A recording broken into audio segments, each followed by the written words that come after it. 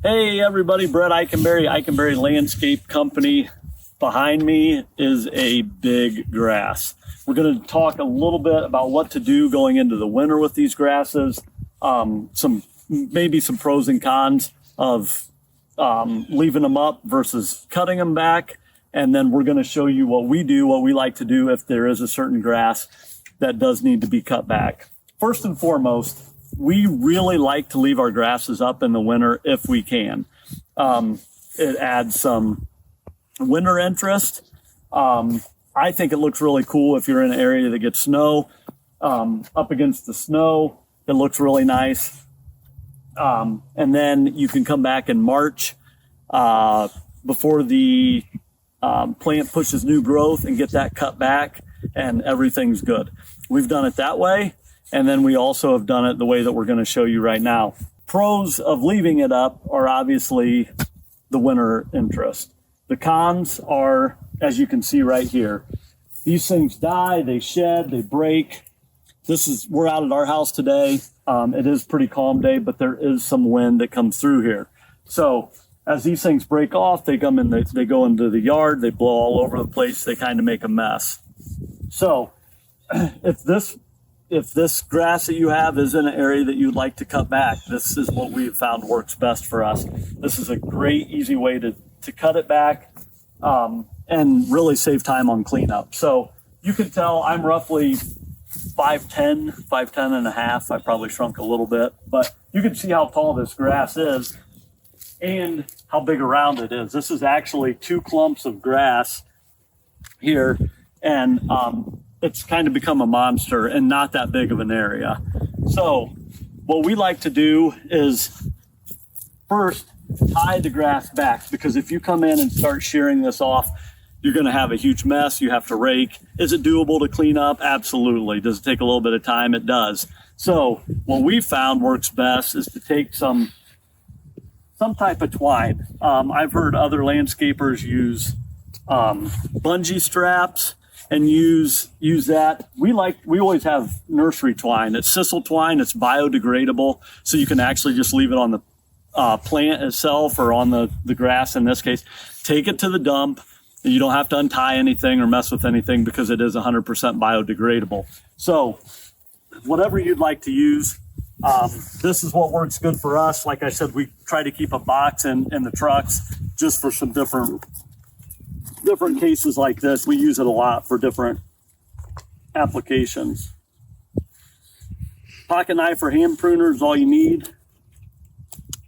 Make a quick cut, and then you can go to tying it. Like I said earlier, there are a couple clumps of grasses here. So if you have a situation like that where there was 2 grasses planted close together, it's easier to do one clump at a time. If you try to pull them both together, it's just not going to work quite as good. So pick the grass that you want to start with. In this case, we'll do this one here.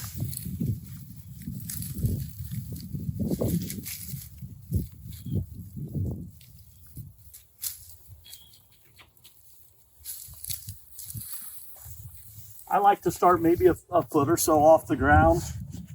And as you can see, we have a pretty long piece here of twine. And just start wrapping. And as you go, push everything into the middle.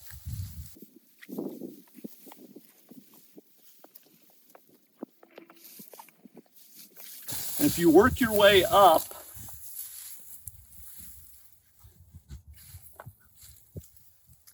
you can actually come up the grass and get more of the, as it goes to the top, get more of the stalk in there.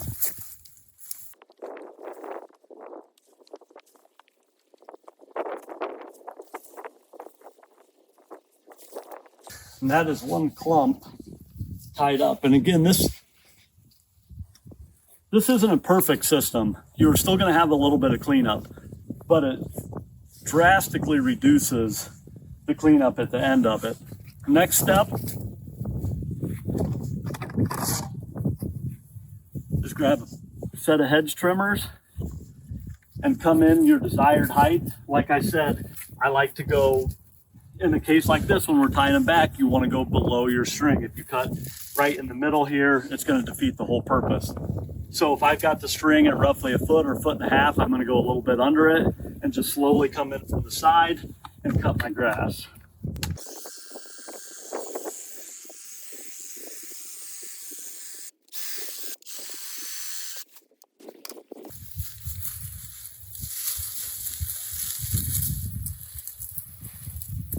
And there you have it.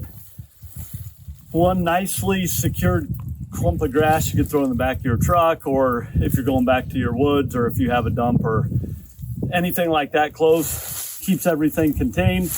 And again, you can leave this on here and it will be biodegradable along with the rest of the stuff. All right, now you can see we've got our grass cut back. And like I said earlier, there is still a little bit of cleanup, not a big deal. A couple things to kind of note.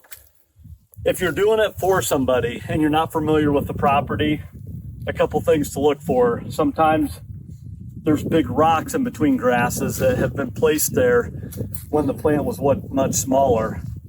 Sometimes maybe there will be an old metal rod from a satellite dish or something along those lines. So always check as these grasses get bigger and bigger, they cover some of that stuff up. So you don't want to go in there with your hedge trimmers, and start cutting and not be able to see exactly what's inside of it. So just always keep in mind to check the area that you're going to be cutting, make sure there's no rocks, make sure there's nothing in the way that you're going to hit. Go to town and you have a nice cut back grass with very little to clean up.